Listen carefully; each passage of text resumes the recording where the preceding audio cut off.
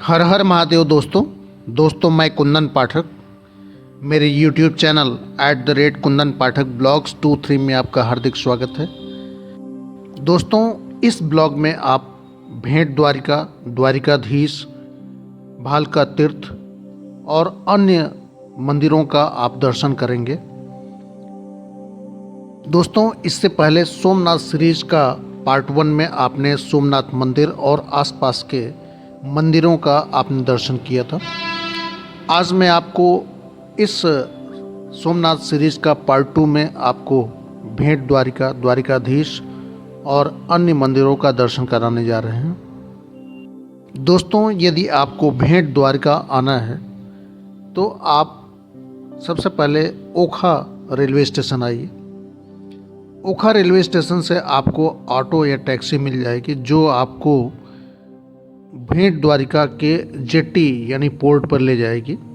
वहाँ से आपको बोट लेकर के भेंट द्वारिका के लिए जाना होगा। बोट का किराया 30 से 40 रुपये प्रति व्यक्ति के हिसाब से होता है, जो लगभग 30 मिनट का समय लेती है, जो आपको भेंट द्वारिका तक पहुंचा देती है। दोस्तों, भेंट द्वारिका एक छोटा सा आइलैंड है जो कच्छ की खाड़ी में स्थित है। यह ओखा से लगभग 3 से 4 किलोमीटर की दूरी पर है। भेंट द्वारिका की लंबाई लगभग 13 किलोमीटर है और चौड़ाई लगभग 4 किलोमीटर है। माना जाता है कि यह भगवान कृष्ण जी की प्राचीन नगरी थी। दोस्तों, जो भगवान कृष्ण जी का असली राजमहल था वह समुद्र के अंदर डूब चुका है और आज भी उसके अवशेष मिलते हैं। तो भगवान कृष्ण जी की असली नगरी भेंट द्वारिका थी। द्वारिका में वो अपना राज दरबार लगाते थे। दोस्तों, यह भी कहा जाता है कि सुदामा जी भगवान कृष्ण जी से मिलने इसी जगह पर आए थे, इसीलिए इसको भेंट द्वारिका कहते हैं। दोस्तों, यहाँ पर इस समय मुस्लिम आबादी ज़्यादा है, क्योंकि मछली मारने का जो कार्य है वह ज़्यादातर मुस्लिम आबादी के द्वारा ही किया जाता है। बोट का संचालन भी ज़्यादातर मुस्लिम परिवार ही करते हैं। दोस्तों, इस पवित्र भेंट द्वारिका में हिंदू परिवार को उपेक्षित किया गया। यहाँ से पाकिस्तान पास होने के कारण ज़्यादातर मुस्लिम परिवार यहाँ आकर के बस गए। दोस्तों, यहाँ पर मंदिर से ज़्यादा मस्जिद और मज़ार हुआ करते थे, लेकिन वर्तमान में काफ़ी हद तक मंदिरों को संवारा गया है और यहाँ पर काफ़ी हद तक पर्यटन बढ़ा है। काफ़ी हिंदू परिवार, हिंदू लोग यहाँ पर आते हैं और भगवान कृष्ण जी की नगरी का दर्शन करते हैं। जब आप ओखा से भेंट द्वारिका के लिए बोट से जाते हैं तो आपको बेहद ही खूबसूरत नज़ारे नज़र आते हैं। यहाँ पर यातायात के लिए एक ब्रिज बनाया जा रहा है जिसका नाम सिग्नेचर ब्रिज है, जिसकी लंबाई लगभग 3 से 3.5 किलोमीटर है और ये ब्रिज लगभग तैयार हो चुका है और इसका उद्घाटन भी लगभग इसी वर्ष हो जाएगा। जब ये ब्रिज बन जाएगा तो समय काफ़ी हद तक बचेगा और काफ़ी बड़ा ट्रांसपोर्टेशन इस ब्रिज से भेंट द्वारिका के लिए होगा, जिससे भेंट द्वारिका का काफ़ी कुछ। दोस्तों, यदि आप भेंट द्वारिका के लिए जाते हैं तो एक दिन का समय आप लेकर के जाएं तो पूरा भेंट द्वारिका आप बहुत अच्छे से देख सकते हैं और प्रत्येक मंदिर में आप जा सकते हैं। मेरे पास समय बहुत कम था, इसलिए मैं गिने चुने ही मंदिर जा पाया। यहाँ पर आपको अगर 5 से 6 घंटे का समय है तो आप आराम से घूम सकते हैं। जब आप बोट से उतरते हैं तो वहाँ से लगभग 1.5 से 2 किलोमीटर जाने पर आपको मेन मंदिर मिलेगा, जो भगवान श्री कृष्ण जी की नगरी है। दोस्तों, वहाँ जाने के लिए आप पैदल भी जा सकते हैं ऑटो या टैक्सी आपको मिल जाएंगे। ऑटो लगभग 100 रुपये चार्ज करते हैं, जो आपको भगवान कृष्ण जी की नगरी भेंट द्वारिका तक छोड़ते हैं। यदि आप पैदल जाते हैं तो भी कोई समस्या नहीं है, क्योंकि दूरी ज़्यादा नहीं है और रास्ते सही हैं और आप आराम से वहाँ तक जा सकते हैं। भेंट द्वारिका चूँकि बहुत ही प्राचीन नगरी है, यहाँ पर बहुत पतली पतली गलियाँ हैं और अब काफ़ी हद तक जब से नई गवर्नमेंट आई है तब से वहाँ पर काफ़ी कुछ निर्माण हो रहा है और सड़कें चौड़ी की जा रही हैं। दोस्तों, जिस प्रकार द्वारिका का विकास हुआ उस प्रकार भेंट द्वारिका का विकास नहीं हुआ, लेकिन वर्तमान सरकार यहाँ पर काफ़ी कुछ ध्यान दे करके इस क्षेत्र को काफ़ी विकसित किया जा रहा है। और आने वाले समय में जब ये सिग्नेचर ब्रिज चलने लगेगा तो उम्मीद की जा रही है कि भेंट द्वारिका एक बहुत बड़ा पर्यटन स्थल और तीर्थ स्थल के रूप में विकसित हो जाएगा और यहाँ पर काफ़ी सुविधाएं आपको मिल जाएगी।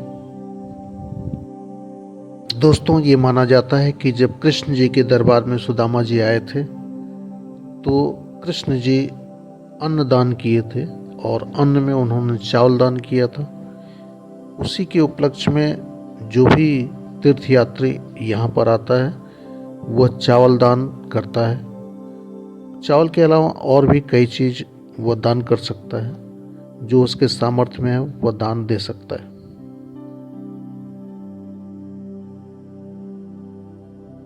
दोस्तों, भेंट द्वारिका में ज़्यादातर हिस्सा जंगली है या दलदल से भरा हुआ है। चूँकि यह कच्छ के खाड़ी में बसा हुआ है तो इसमें दलदली हिस्सा भी आता है। जो भेंट द्वारिका शहर है वह पूरे क्षेत्र का बहुत छोटा सा भाग है और उसमें एक घनी बस्ती है और उसमें बहुत सारे मंदिर हैं। दोस्तों, जब आप भेंट द्वारिका मंदिर परिसर के अंदर जाते हैं तो जाने के बाद बाएं हाथ पर ही आपको एक काउंटर मिलेगा जिसमें आप मोबाइल फ़ोन और जूता चप्पल अपने जमा कर सकते हैं। बैग रखने के लिए अलग काउंटर है। दोस्तों, मंदिर परिसर में मोबाइल फ़ोन या कोई भी इलेक्ट्रॉनिक गैजेट ले जाना मना है, इसलिए जो भी आपके पास मोबाइल फ़ोन हो वह आप काउंटर पर जमा करके ही आगे जाएं। दोस्तों, भेंट द्वारिका में दर्शन करने के बाद आप कई मंदिरों को और जा सकते हैं, जिसमें मगरध्वज हनुमान जी का मंदिर है, हरिहर उदासीन आश्रम है। ये दोनों काफ़ी प्रमुख मंदिर और काफ़ी दूर हैं, लगभग 10 से 12 किलोमीटर आपको जाना पड़ता है, जो कि ऑटो करके ही आप जा सकते हैं। दोस्तों, जब आप हरिहर उदासीन आश्रम पहुंचते हैं तो आप देखेंगे वहाँ पर बहुत सारे यज्ञ कुंड बने हुए हैं। इन यज्ञ कुंडों में हवन हुआ करते हैं। ये मंदिर काफ़ी बड़ा है और समुद्र के किनारे है लगभग। यहाँ पर एक कूप है जो काफ़ी गहरा है और उसमें से पानी मीठा निकलता है। दोस्तों, रास्ते में ही मगरध्वज हनुमान जी का मंदिर पड़ता है। ये मंदिर दोस्तों, जब आप इन आश्रम और मंदिर से वापस आते हैं तो ये लंबा रास्ता लगभग 10 से 12 किलोमीटर का है और आप देखेंगे कि बाईं तरफ समुद्र का किनारा है। ये समुद्र का किनारा काफ़ी दलदल नुमा है और आप देखेंगे कि बहुत सारी नाव वहाँ पड़ी रहती हैं, जो ज्वार भाटा में सड़क के बिल्कुल पास तक आ जाती हैं। दोस्तों, इन सभी स्थानों को घुमाने के लिए ऑटो ने पर हेड 50 रुपये हम लोगों से लिया। दोस्तों, जब भी आप गुजरात में सौराष्ट्र की यात्रा पर जाते हैं तो आप सोमनाथ, द्वारिकाधीश और भेंट द्वारिका जरूर जाएं। इन सभी के अलावा भी बहुत सारे मंदिर हैं। दोस्तों, आप मेरे बाईं तरफ देख रहे होंगे कि बहुत सारी शिप खाली स्थान पे पड़े हुए हैं। दरअसल ये जब पानी ज्वार में उठ जाता है तब ये सारी शिप इस दिशा में आ जाती हैं और पानी जाने के बाद ये सूखी ज़मीन पर रह जाती हैं। जब ये दोबारा पानी आते हैं तभी ये फिर वापस समुंदर में जाते हैं। दोस्तों, यदि आप भेंट द्वारका में रुकना चाहें तो रुक सकते हैं, लेकिन ज़्यादा से ज़्यादा लोग सुबह आकर के दर्शन करने के पश्चात सारी मंदिरों का दर्शन करने के बाद वो लोग शाम तक वापस चले जाते हैं। बहुत कम यात्री यहाँ पर रुकते हैं। दोस्तों, यदि आप सोमनाथ मंदिर दर्शन करने के पश्चात आप चाहते हैं द्वारिकाधीश और भेंट द्वारिका दर्शन करने के लिए, तो सबसे पहले आप भेंट द्वारिका आकर के यहाँ आप दर्शन करने के पश्चात आप द्वारिका दर्शन कर सकते हैं। क्योंकि द्वारिका दर्शन के लिए आपको ज़्यादा समय की ज़रूरत है, तो आप वहाँ के लिए 2 दिन का समय आप रख लीजिए और भेंट द्वारिका के लिए 1 दिन का। इस प्रकार सोमनाथ दर्शन, द्वारिकाधीश और भेंट द्वारिका सभी मिलाकर के आपको लगभग 5 दिन की ज़रूरत पड़ेगी। दोस्तों, भेंट द्वारका दर्शन करने के पश्चात आप द्वारका में आ जाइए। द्वारिका में दर्शन यदि आपका नहीं हो पाता है तो आप नागेश्वर धाम निकल जाइए। नागेश्वर महादेव का मंदिर यहाँ से लगभग 20 से 25 किलोमीटर दूर है और वहाँ जाने के लिए आपको ऑटो या टैक्सी या किसी प्राइवेट कन्वेंस आपको करना पड़ेगा। बसें भी द्वारका मंदिर गेट से जाती हैं और लगभग 1 से 1.5 घंटे का समय लेती हैं। दोस्तों, जब मैं भेंट द्वारिका भगवान कृष्ण जी का दर्शन करने के पश्चात मैं जब द्वारिकाधीश आया तो उस समय मंदिर बंद हो चुका था, क्योंकि मेरे पास समय था।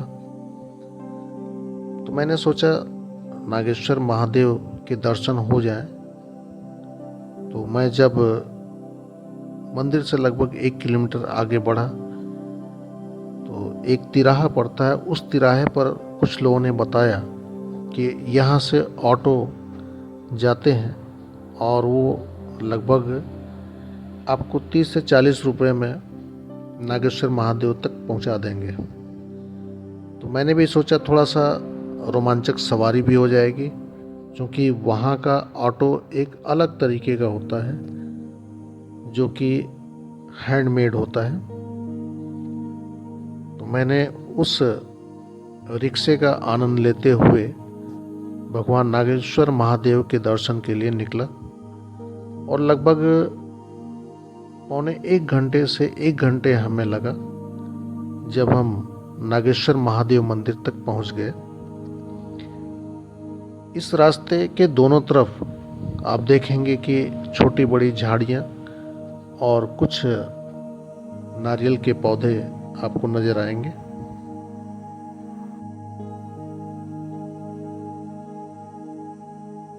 दोस्तों, नागेश्वर महादेव का मंदिर द्वारिका से लगभग 20 से 25 किलोमीटर की दूरी पर है। नागेश्वर महादेव मंदिर में एक बहुत ही विशाल महादेव जी की मूर्ति है, लगभग 150 फीट ऊंची, जो काफ़ी दूर से ही दिखाई देती है। दोस्तों, ये मंदिर काफ़ी बड़ा है और इसको घूमने के लिए आपको लगभग 1 से 1.5 घंटे का समय चाहिए। यहाँ पर काफ़ी टूरिस्ट बसें आती हैं जो कि महादेव जी की मंदिर के दर्शन में सबसे बड़ा आकर्षण केंद्र जो है वह महादेव जी की लंबी प्रतिमा है। दोस्तों, जब भी मैं कहीं सफ़र पे जाता हूँ तो ज़्यादा से ज़्यादा मैं पब्लिक ट्रांसपोर्टेशन का ही यूज़ करता हूँ। पब्लिक ट्रांसपोर्टेशन का यूज़ करने से हमें अपनी ट्रैवलिंग सस्ती पड़ती है और साथ ही साथ काफ़ी अनुभव मिलता है, लोगों से बातचीत करने का अनुभव मिलता है, जिससे उस क्षेत्र के लोगों से हम परिचित होते हैं। और वहाँ के संस्कृति से हम परिचित होना चाहते हैं।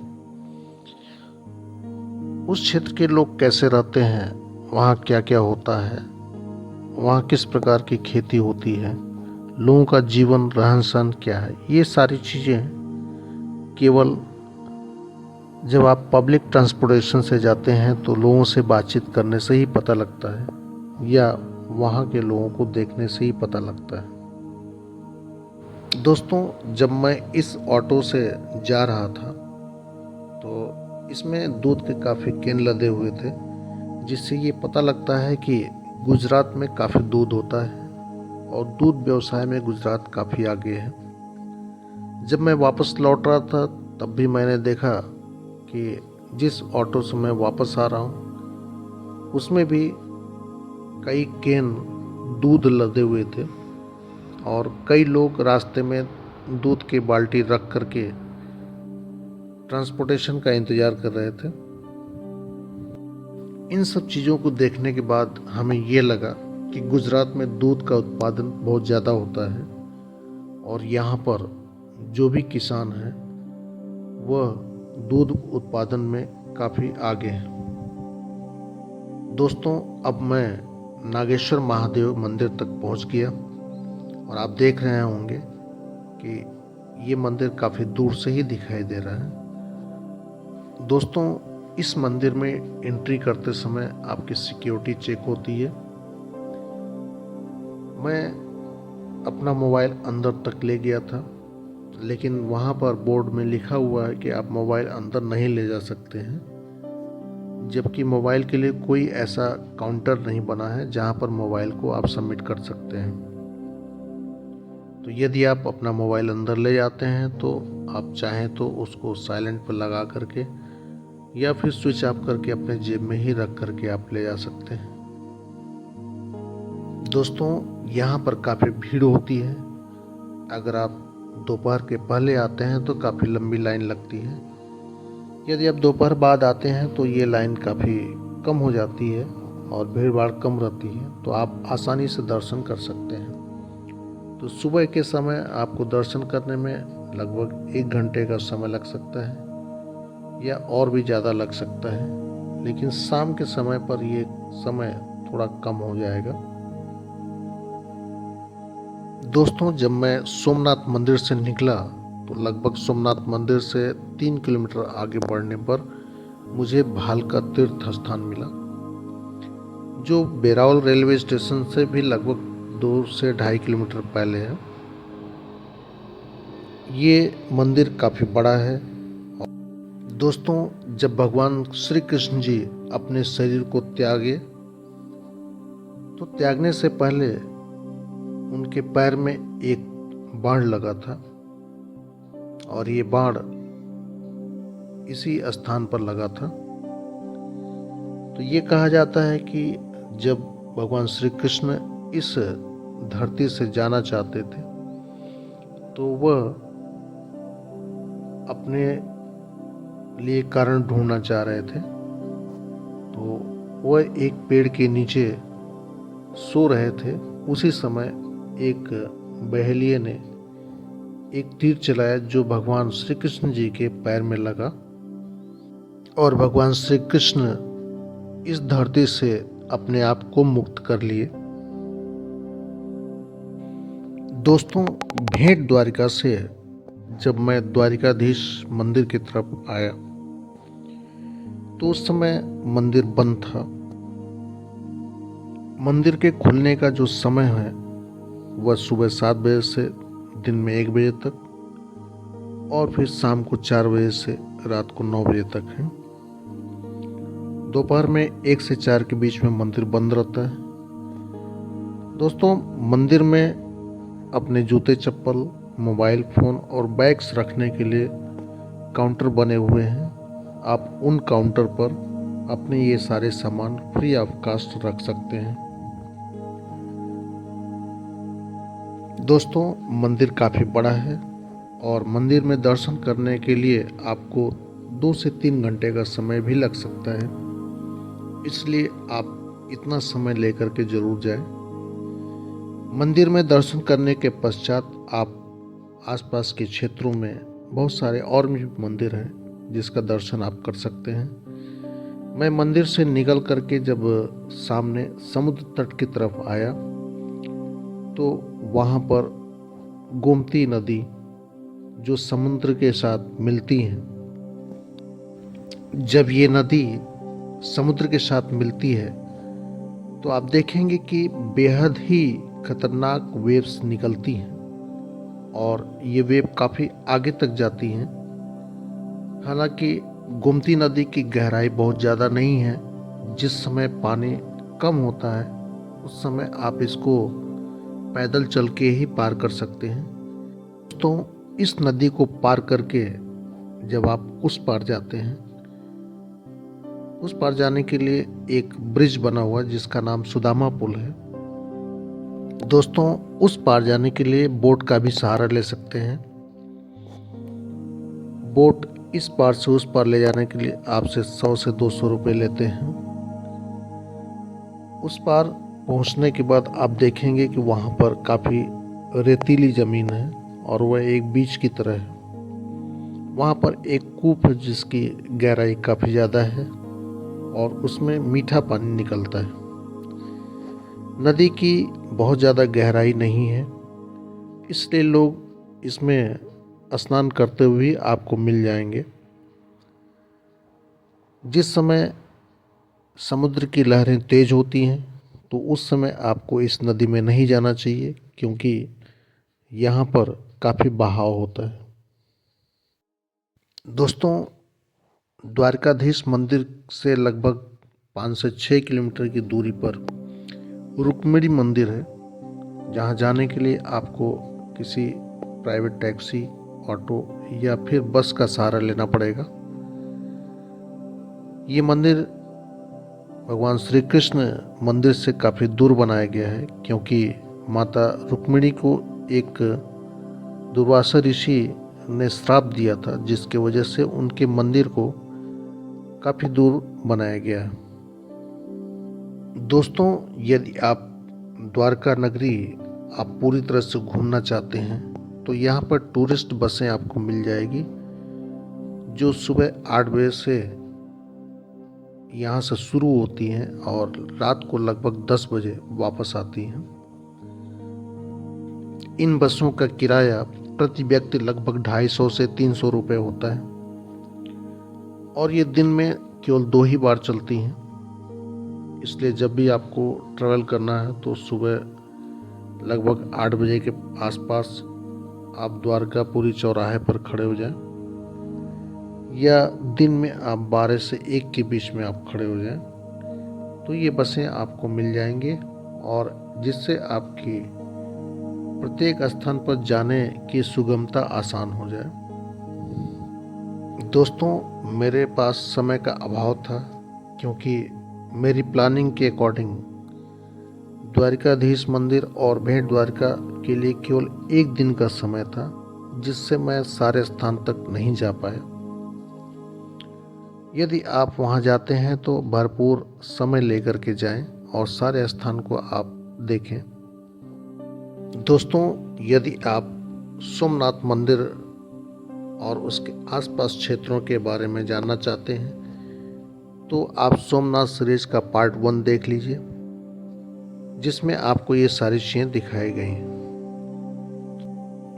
दोस्तों, ये वीडियो आपको कैसा लगा? अपने विचार, कमेंट, ये सारी चीज़ें आप कमेंट बॉक्स में ज़रूर दें। यदि वीडियो आपको अच्छा लगे तो इसे आप शेयर करिए, इसको लाइक करिए। यदि इसमें कोई कमी है तो आप हमें ज़रूर बताएं। अगर वीडियो को आप ज़्यादा से ज़्यादा शेयर करेंगे तो हम इससे मोटिवेट होंगे और ज़्यादा से ज़्यादा वीडियो बनाने की कोशिश करेंगे और आप तक पहुंचाने की कोशिश करेंगे। तो दोस्तों, अब हमें इजाज़त दीजिए। इस ब्लॉग को अब यहीं पर हम समाप्त करना चाहते हैं। अगले ब्लॉग में हम फिर आपसे मिलेंगे। तो इसी के साथ हम आपसे विदा लेते हैं। धन्यवाद।